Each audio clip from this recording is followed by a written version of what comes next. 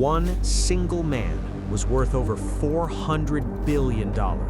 Not Elon Musk, not Jeff Bezos, not any tech billionaire you've ever heard of. This man was so rich that at one point he personally controlled over 2% of the entire United States economy. His wealth was so incomprehensible that economists today still argue about whether anyone will ever match it. He built an empire so powerful that the United States government itself had to step in and physically break his company apart. And here's the part that'll keep you up at night. When they broke it up, he got even richer. His name was John D. Rockefeller, and the empire he built didn't just make him the richest man who ever lived. It created the entire blueprint for how American capitalism works today. Every monopoly, every megacorporation, every billionaire who bends the rules and gets away with it, they're all following a playbook that one man from a broken home in rural New York wrote over 150 years ago. This is that story. The richest man in human history was born into almost nothing. July 8, 1839, Richford, New York, a tiny rural town most Americans have never heard of. John Davison Rockefeller was the second of 6 children, and his childhood was complicated, to put it politely. His mother, Eliza, was a deeply religious woman, strict, disciplined. She taught John that every penny mattered, that waste was a sin, and that God rewarded those who worked hard and lived clean. His father, William, was the exact opposite. William Avery Rockefeller was a con man, literally. He was a traveling salesman who called himself Devil Bill. He sold fake cancer cures to desperate people. He disappeared for months at a time. He fathered children with other women. He eventually abandoned the family almost entirely and secretly married another woman while still legally married to John's mother. So picture this, a young boy watching his mother count pennies and pray every night while his father lies, cheats, and steals from strangers. Both of those forces, the discipline of his mother and the ruthlessness of his father, merged inside John D. Rockefeller to create something the world had never seen before. And here's something most people don't know. His father actually bragged about cheating his own sons. He once said, and this is a real quote, "I cheat my boys every chance I get. I want to make them sharp." Remember that quote, because what John Rockefeller did to his competitors later makes his father look like an amateur. But first, he needed to find his opportunity, and he found it in the most unlikely substance on Earth. Titusville, Pennsylvania. A man named Edwin Drake drilled the first successful commercial oil well in American history, and overnight, the entire country lost its mind. Oil was the new gold. Thousands of men rushed to Pennsylvania hoping to strike it rich. Boom towns popped up out of nowhere. Fortunes were made and lost in weeks. And 20-year-old John D. Rockefeller watched all of it from Cleveland, Ohio. He was already working as a bookkeeper, already saving every dollar, already thinking differently than everyone around him. And while everyone was rushing to drill for oil, Rockefeller noticed something that nobody else was paying attention to. The drillers were going broke, constantly. Oil prices were wildly unstable. One month, crude was selling for $10 a barrel. The next month, it crashed to 10 cents. The drilling business was pure chaos and gambling. But refining oil, taking that crude and turning it into kerosene, the fuel that lit every lamp in America, that was where the real money was. That was the stable, controllable, predictable side of the business. While everyone else was gambling on holes in the ground, Rockefeller decided to control what happened after the oil came out. In 1863, at just 23 years old, he invested in his first refinery in Cleveland. Within 2 years, it was the largest refinery in the city. Within 5 years, it was the largest in the world. But building the biggest refinery wasn't enough for Rockefeller, not even close. What he did next was so aggressive, so calculated, and so ruthless that it literally changed American law forever. And it all started with a secret deal on a train.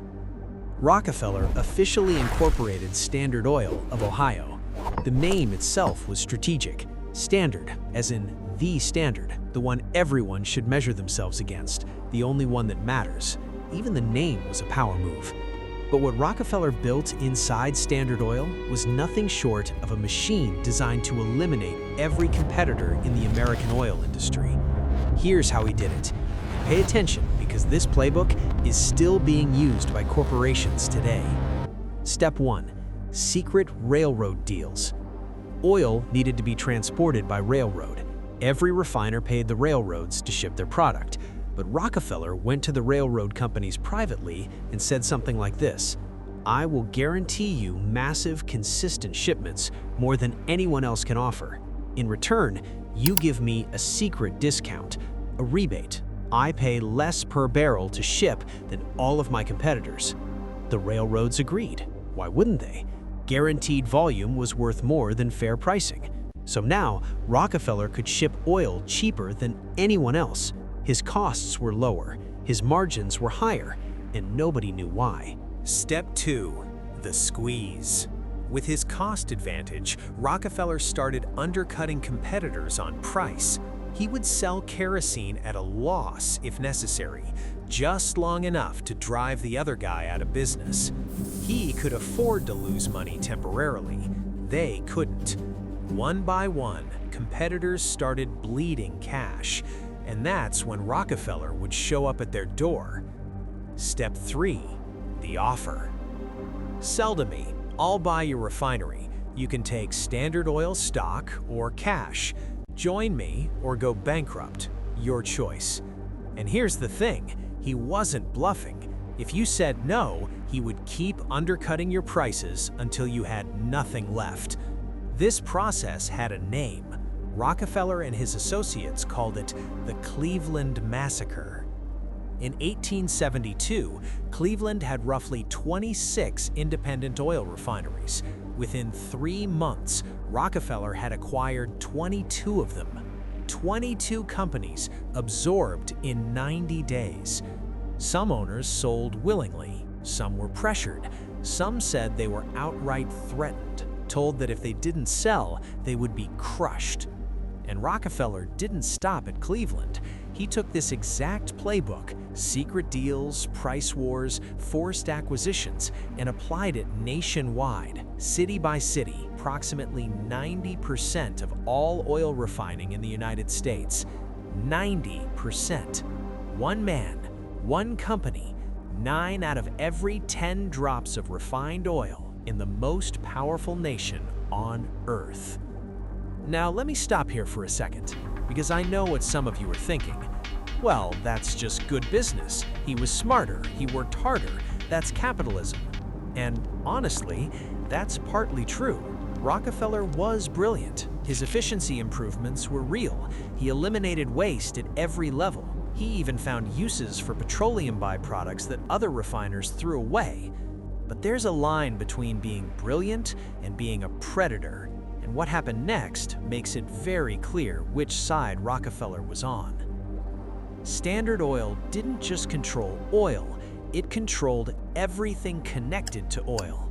Pipelines, railroads, shipping routes, politicians. Rockefeller had informants inside competitor companies. He had spies. He had railroad executives on his payroll who would secretly report what his competitors were shipping, where, and how much. He used fake independent companies, shell corporations that looked like competitors but were secretly owned by Standard Oil. So a business owner who refused to sell the Rockefeller might try to work with a smaller company instead, not realizing that smaller company was Rockefeller too. And the human cost? It was enormous. Small business owners who had built refineries with their life savings were systematically destroyed. Entire families went bankrupt. Communities that depended on independent oil operations were hollowed out. And then, one woman decided to expose all of it. Her name was Ida Tarbell. She was a journalist, one of the original muckrakers, investigative reporters who dug into the corruption of America's most powerful institutions. Ida Tarbell had a personal connection to this story. Her own father had been an independent oil producer in Pennsylvania.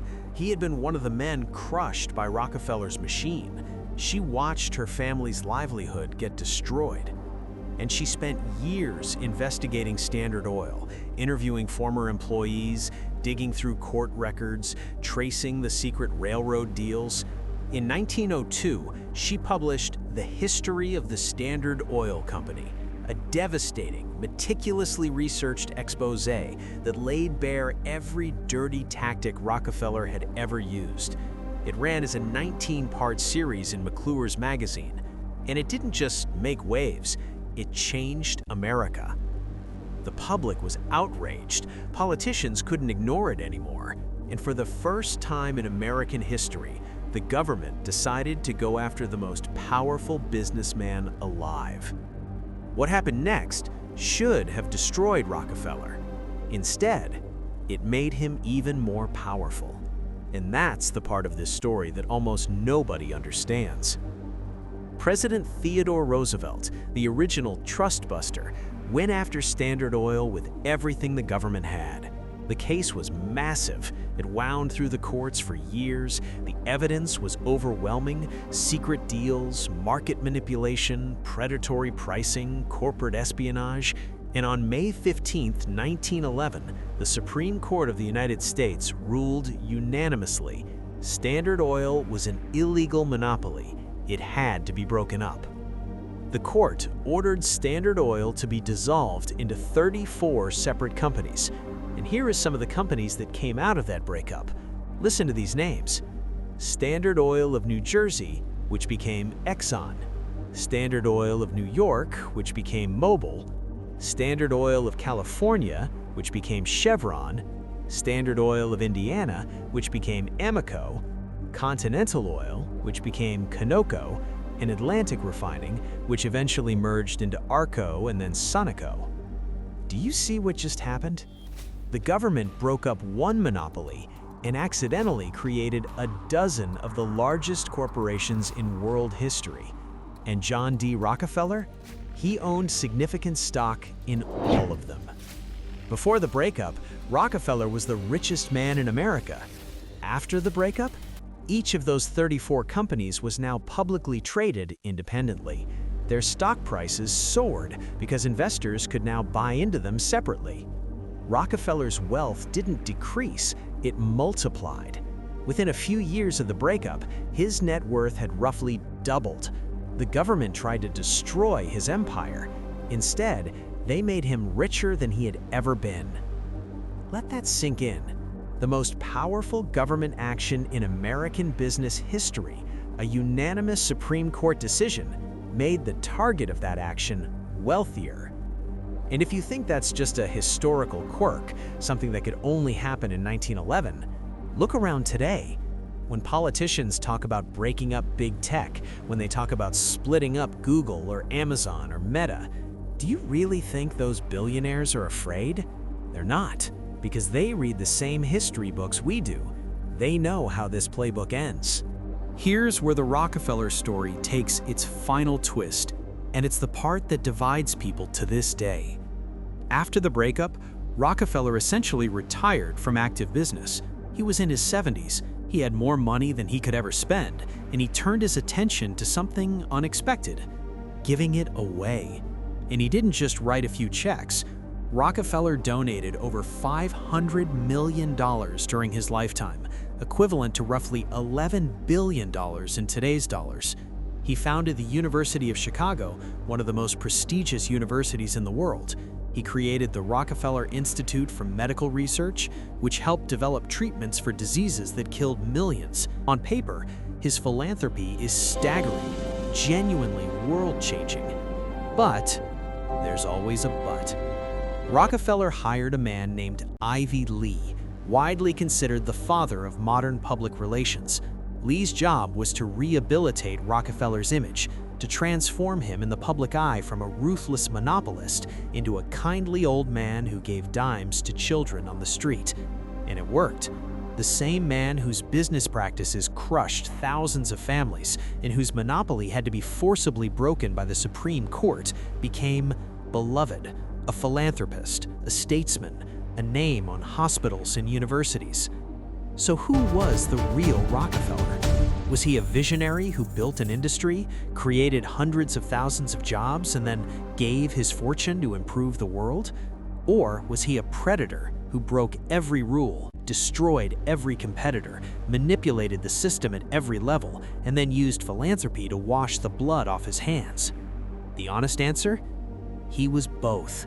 And that's what makes this story so uncomfortable. John D. Rockefeller died on May 23, 1937. He was 97 years old.